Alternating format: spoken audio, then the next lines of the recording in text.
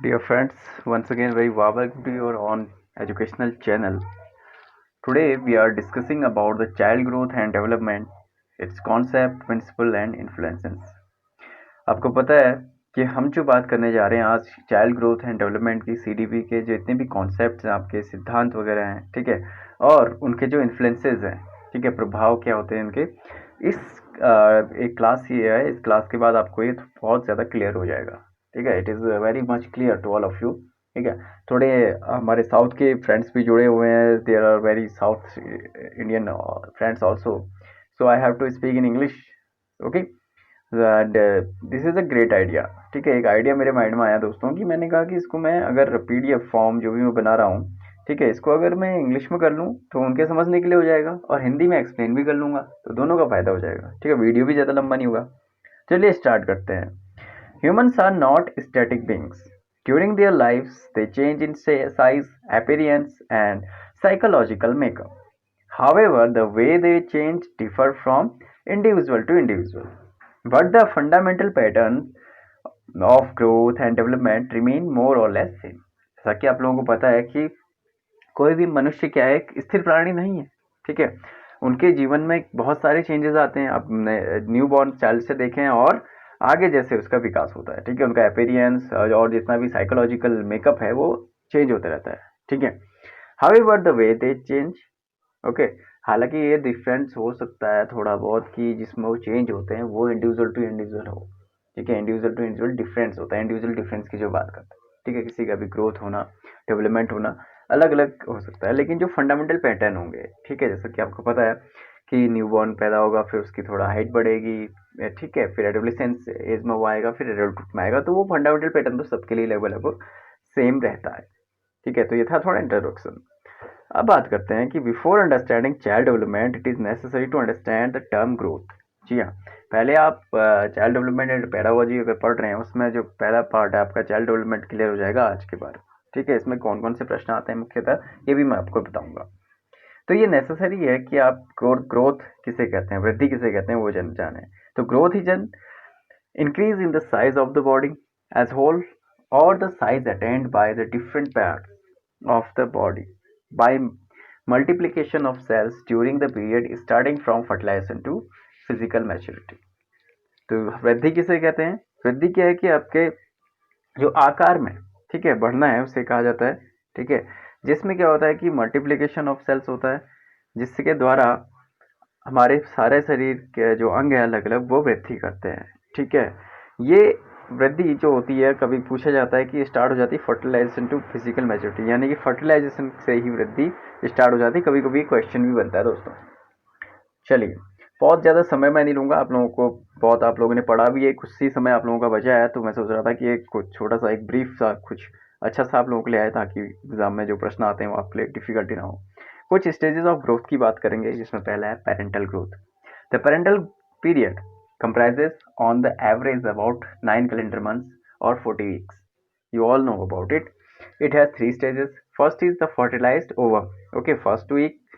Then the embryo stays 2 to 8 weeks. Then the fetus, it is from 2 weeks to uh, 10 lunar months. Okay, 2 months to 10 months approx. Then if we talk about the postnatal period, it is include infancy. Okay, ये पूछा भी जाता है exam में। It comprises first year of life, पहला साल जो है वो इन्फेंसी आता है, ठीक है। It is a period of rapid growth. जी हाँ, ये क्वेश्चन बहुत बनता है कि रैपिड ग्रोथ की अवस्था कौन सी होती है, तो वो है इन्फेंसी, याद कर लीजिए। Childhood, it start from the first birthday, end of infancy यानी कि जब बच्चा 1 साल का हो जाएगा, टू स्टार्ट एडोलिसेंस, ठीक है। ये जो होगा उसका भी बचपन का काल होगा। इसे भी 3 स्टेज में बांटा गया है, काफ़ी और पूछा जाता है, अर्ली, मिडिल एंड लेट, ठीक है। Early childhood is the eruption of milk teeth, जब दूध के दांत निकलते हैं बच्चे के। मिडिल चाइल्डहुड 7 से 10 ईयर के आता है, ये प्रश्न पूछा भी जाता है कि मिडिल चाइल्डहुड कब से कब होता है, क्वेश्चन काफ़ी पूछा जाता है। तो ये है जब क्या होता है कि परमानेंट टीथ जो हैं बच्चों के आ जाते हैं, ठीक है।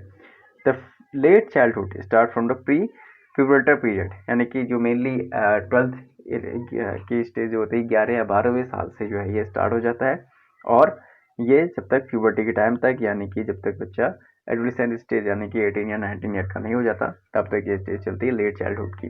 तो ये 3 स्टेजेस हैं। बात करेंगे थोड़ा बहुत एडोलेसेंस की, ठीक है। ये भी आपको पता होना चाहिए कि this is the age of teens, ठीक है, मेनली 13 to 19, इसलिए इसको एज ऑफ टीन्स कहा जाता है, ठीक है। गर्ल्स में ये स्टार्ट हो जाता है थोड़ा पहले, 11 वर्ष की आयु से, अगर बॉयज़ की कंपेरिजन करें तो। In this period the hormonal influences play a leading role in order to attain sexual maturity. Okay, primary and secondary sexual characters are marked in this period. You all know about it. Then there are difference. Adolescence और maturity में क्या difference है? Maturity होती है an important sign of maturity is reproductive maturity. Okay, the end of growth of height is also regarded as an sign of maturity. परिपक्वता जिसे कहते हैं। तो परिपक्वता में क्या होगा, जब भी कोई मेल और फीमेल रिप्रोडक्टिवली मैच्योर हो जाए या उनकी हाइट बढ़ना अब रुक जाए तो उन्हें कहा जाएगा कि मैच्योर हो गए, ठीक है, अगर हम फिजिकल टर्म्स की बात करें। फिर आता है डेवलपमेंट, ठीक है। It refers to the certain changes that occur in human beings between birth to death. Main domains of development is physical domain, ठीक है। ये पूछा जाता है दोस्तों कि सिफेलोकोडल कौन सा होता है, प्रॉक्सिमल डिस्टल कौन सा होता है। तो सिफेलोकोडल कभी भी होगा तो हेड टू टो, ठीक है। सिफेलोकोडल अगर हम कभी भी बात करेंगे, ठीक है, डेवलपमेंट की, तो वो होता है हेड टू टो यानी कि सर से पैर की ओर। फिर प्रॉक्सिमोडिस्टल डेवलपमेंट होता है सेंटर टू पेरीफेरी। पी से याद कर लीजिए पेरीफेरी, तो जब भी सेंट्रल टू पेरीफेरी आएगा तो आपको प्रॉक्सिमोडिस्टल में सही लगाना है, ठीक है, ये पूछा जाता है। कॉग्निटिव डोमेन की अगर बात करें तो कॉग्निटिव डोमेन में आते हैं जीन पियाजे की थ्योरी जो है कॉग्निटिव डेवलपमेंट की, और आज आप अपना जीन पियाजे बिल्कुल क्लियर कर लेंगे अगर आप देखते हैं इस वीडियो को। मोरल डोमेन की अगर बात करूं तो कोलबर्ग थ्योरी इसमें आएगी, इसकी वीडियोस मैंने काफ़ी बनाए हुए हैं, जैसे कि social and emotional domain Vygotsky की थ्योरी है, ठीक है। अब बात करते हैं पियाजेस कॉग्निटिव डेवलपमेंट थ्योरी। अगर आप इस थ्योरी को अच्छे से समझना चाहते हैं तो ये वीडियो आप ही लोगों के लिए, okay. If you want to understand the पियाजे cognitive development theory, many questions are asked about the Piaget in your exam. So Piaget's cognitive development has 4 stages, 4 stages होती हैं। ये stages से ही रिलेटेड क्वेश्चन बनते हैं, अभी हम इनको डिटेल में समझेंगे। पहली स्टेज है sensory motor. Sensory motor stage होती है बर्थ से 2 ईयर्स तक, ठीक है, बच्चे के जन्म से 2 साल तक जो है सेंसरी मोटर स्टेज को कहा जाता है, जब बच्चा सेंस के द्वारा सीखता है। अभी हम इसको डिटेल में पढ़ेंगे। फिर आता है प्री ऑपरेशनल होता है, ठीक है, पूर्व क्रियात्मक अवस्था भी इसे कहा जाता है हिंदी में। ये होती है 2 से 7 वर्ष तक, इनकी जो है एज पर्टिकुलर याद रखिएगा। कॉन्क्रीट ऑपरेशनल होता है 7 से 11 वर्ष, 7 to 11 ईयर्स ओल्ड बच्चा इसमें होगा। फॉर्मल ऑपरेशन होता है फिर एडोलेसेंस से एडल्टहुड तक, ये याद करना है, ईजी है, फॉर्मल, ठीक है। ऑपरेशनल ये होता है आपका किशोरावस्था से लेके फिर जब एडल्टहुड तक बच्चा आ जाता है, ठीक है। कॉन्क्रीट ऑपरेशन 7 से 11, प्री ऑप्शनल 2 से 7, सेंसरी मोटर 2 साल तक। अब देखते हैं इन्फेंसी, जैसे कि अभी हम बात की थी सेंसरी मोटर स्टेज भी, इन्फेंसी को ही सेंसरी मोटर स्टेज कहा जाता है, ये भी ध्यान रखिएगा, 0 से 2 साल तक होती हैं। इसमें क्या होता है कि चाइल्ड की जो थिंकिंग है उसमें देखना, सुनना, मूविंग, ओके, टचिंग, टेस्ट आदि आ जाता है जो 0 से 2 साल तक। और वो बच्चा क्या है, ये क्वेश्चन पूछा जाता है कि ऑब्जेक्ट परमानेंस किस स्टेज में आ जाता है। तो इन्फेंसी में यानी कि 0 से 2 साल तक बच्चे जो है वस्तु स्थायित्व उसमें आ जाता है कि वस्तुओं को पहचानना, जो चीज़ें उसे दिख रही हैं वो शुरू कर देता है।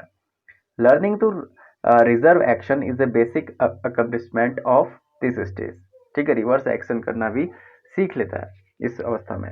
Early childhood to early elementary years की बात करें, ठीक है, जो प्री ऑपरेशनल स्टेज है 2 से 7 साल तक, जो दूसरी स्टेज है पियाजे की, उसमें the ability to form and use symbols, word, gesture, sign and images, इसमें बच्चा के अपने शब्द बनाना, अपने हाव भाव व्यक्त करना, ठीक है, साइन संकेत देना, इमेजेस बनाना, ये सब जो है शुरू कर देता है। बिटवीन द एज ऑफ 2 और 4, ठीक है, 2 से 4 साल के बीच में बच्चा क्या है कि उसकी वोकैबुलरी 200 से 2000 वर्ड्स की हो जाती है। कभी कभी ये भी पूछा जाता है कि कितने शब्द हो जाते हैं। तो 2 से 4 साल तक बच्चे की वोकैबुलरी में 200 to 2000 वर्ड्स जो है सम्मिलित हो जाते हैं। फिर आती है later elementary to middle school years, ठीक है, जो होती है 7 से 11 वर्ष तक, इसी को ही कहा जाता है पियाजे के अनुसार कॉन्क्रीट ऑपरेशनल स्टेज, ठीक है, कभी मिडिल स्कूल ईयर्स भी आ सकता है। तो the stage of hands on thinking, ठीक है, इसको कहा है पियाजे ने stage of hands on thinking, यानी कि कार्य करना, बच्चा फिर क्या है क्रियात्मक रूप से कार्य करना शुरू हो जाता है। With the abilities to handle operation such as conservation and classification, the student at concrete operational stage has finally developed a complete and very logical system of thinking. ठीक है, जब भी ये क्वेश्चन पूछा जाए कि लॉजिकल वे से सोचना कब से बच्चा शुरू कर देता है, लॉजिकल वे से सोचना स्टार्ट हो जाता है बच्चे का, वो होता है आपका 7 से 11 वर्ष तक। फिर वो बच्चा कंजर्वेशन, क्लासिफिकेशन, ठीक है, ये सब जो है इसमें शुरू हो जाता है। ठीक है, वो इस तरह की एबिलिटी उसमें जो है आ जाती है 7 से 11 साल तक। आप खुद भी इसको समझ सकते हैं। फिर है later elementary to middle school years, यानी कि 7 से 11 साल की, ये रिपीट हुआ है। ठीक है, फिर देखते हैं जूनियर एंड सीनियर हाई, यानी कि फॉर्मल ऑपरेशन की बात करें, जब 11 साल से बच्चा एडल्टहुड यानी कि एडोलिसेंट से एडल्टहुड की ओर जाता है, तो इसके कैरेक्टरिस्टिक क्या है? Adolescent egocentrism. जी हाँ, एडोलिसेंट में अहम केंद्रित भाव जो है, ये भी आता है क्वेश्चन। ईगोसेंट्रिज्म जो होगा 11 से स्टार्ट हो जाता है। ठीक है, और अपनी हाइपोथेसिस बनाना, परिकल्पनाओं में खोया रहता है, कहते हैं ना बच्चा। ठीक है, किशोरावस्था में जो होता है, तो ये स्टार्ट हो जाता है इसमें setup mental experiments to test them ability to solve a problem in a logical and methodical way। ठीक है, इसमें बच्चा जो है एक बहुत ही लॉजिकल तरीके से, ठीक है, प्रॉब्लम सॉल्विंग की यहाँ पे जो है बच्चे में कैपेसिटी आ जाती है, यानी कि एब्स्ट्रैक्ट थिंकिंग की भी यहाँ पे बात करती है। अमूर्त रूप से सोचना भी शुरू कर देता है बच्चा। ठीक है, ऐसी समस्या भी वो सुलझा सकता है जो उसके सामने नहीं है, सोच कर वो सुलझा सकता है। तो इसलिए क्या लिखा है कि प्रॉब्लम सॉल्विंग। चलिए प्रश्नों पर आते हैं बहुत जल्दी से। Which one of these is not a principle of development? Development का एक प्रिंसिपल नहीं है, कह रहा है। तो डेवलपमेंट कभी भी मॉडिफेबल नहीं हो सकता। ठीक है, मॉडिफेबल नहीं है, उसको आप विकास को जो है मॉडिफाई नहीं कर सकते हैं। जी हाँ, ये उत्तर हमारा सही हो गया। और सही आंसर आपके स्क्रीन में आ रहे होंगे, इनको भी आप देख लीजिएगा जरूर। फिर देखिए, the environment factors that shape development include all the following except. ठीक है, जो एनवायरमेंटल फैक्टर हैं वो डेवलपमेंट को जो है इफेक्ट करते हैं। ठीक है, लेकिन एक को छोड़ के, फिजिक को छोड़ के। ठीक है, अगला है which of the following applications can't be derived from Piaget's theory of cognitive development. ठीक है, इसमें पियाजे की जो थ्योरी है उसके हिसाब से आप क्या नहीं कर सकते हैं। ठीक है, तो इसमें जो सही उत्तर है वह need of verbal teaching. Verbal teaching की कोई आवश्यकता नहीं होती, ऐसा मानना है पियाजे का। डेवलपमेंट स्टार्ट फ्रॉम द, तो डेवलपमेंट स्टार्ट हो जाता है stage of prenatal stage या pre childhood, post childhood stage, ये है कि स्टेज ऑफ इन्फेंसी से स्टार्ट हो जाएगा डेवलपमेंट। ठीक है, फिर है पियाजे proposes the pre-operational children are unable to conserve, which of the following factors attributes the inability। ठीक है, तो इसमें क्या होता है कि इरिवर्सिबल करना, यानी कि जो कार्य हैं प्री ऑपरेशनल चिल्ड्रन है वो किसी कार्य को बार बार नहीं कर पाते हैं। तो इसमें जो सही उत्तर होता है वो होता है lack of high level abstract reasoning. फिर है individual learners differ from each other. Individual learner एक दूसरे से किसमें डिफरेंट होते हैं? Rate of development. जी हाँ, राइट है कि रेट ऑफ डेवलपमेंट, जो विकास की दर है उनमें अलग अलग हो सकती है, ये हमने अभी भी पढ़ा था। Understanding the principle of development of a child helps a teacher. ठीक है, ये क्वेश्चन काफ़ी बार पूछा जाता है कि डेवलपमेंट के प्रिंसिपल समझना, आप क्यों पढ़ रहे हैं सीडीपी को। ठीक है, इसलिए कि identify the social status of the learner, और identify the economic background of the learner, और rationalize why the learner ought to be taught, और effectively catering to the different learning styles of learners। जी हाँ, fourth आपका सही उत्तर हो गया, क्योंकि individual differences की हम बात करते हैं, व्यक्तिगत भिन्नताओं की बात करते हैं, उसी के हिसाब से आपको बच्चे को पढ़ाना होता है। तो यहाँ पे आप तभी अपनी शिक्षण कला में परिवर्तन कर पाएंगे जब आप समझ पाएंगे बच्चे को अच्छे से, उसके डेवलपमेंट को, विकास को समझते होंगे कि 0 से 2 साल तक का बच्चा किस तरह का होता है। अगर आप पीआरटी में पढ़ा रहे हैं तो 2 से 7 वर्ष तक का बच्चा क्या होता है। ठीक है, अगर आप हायर क्लासेस में पढ़ा रहे हैं 11 से 18 टीनेजर बच्चों को पढ़ा रहे हैं, तो आप उस तरह से अपनी जो है शिक्षण कला में परिवर्तन करेंगे। ठीक है, तो यही आपका मेन मोटिव है ये सीडीपी पढ़ने का। So I hope you all understand these things. और आपको वीडियो अच्छा लगा हो तो जरूर लाइक कर दीजिएगा। फास्ट ज़्यादा हुआ हो तो जरूर बताइएगा, क्योंकि आपका एग्जाम टाइम आने वाला है, तो इसलिए मैंने सोचा थोड़ा सा फास्ट कर देता हूँ, क्योंकि आप लोगों ने चीज़ें पढ़ी हुई है, थोड़ा सा रिकॉल करने के लिए ये अच्छा रहेगा। ठीक है, फिर भी आपकी कोई क्वेरी हो, कुछ कहना हो आपको इस वीडियो के बारे में, तो ज़रूर आप कह सकते हैं। पहली बार चैनल में आया तो सब्सक्राइब कर लीजिएगा, लाइक कीजिएगा, और अपने फ्रेंड्स में ज़्यादा से ज़्यादा शेयर कीजिएगा। आप किसी भी टीचिंग एग्जाम की तैयारी कर रहे हो तो ये आपके लिए चैनल बहुत ही अच्छा रहेगा। Thank you.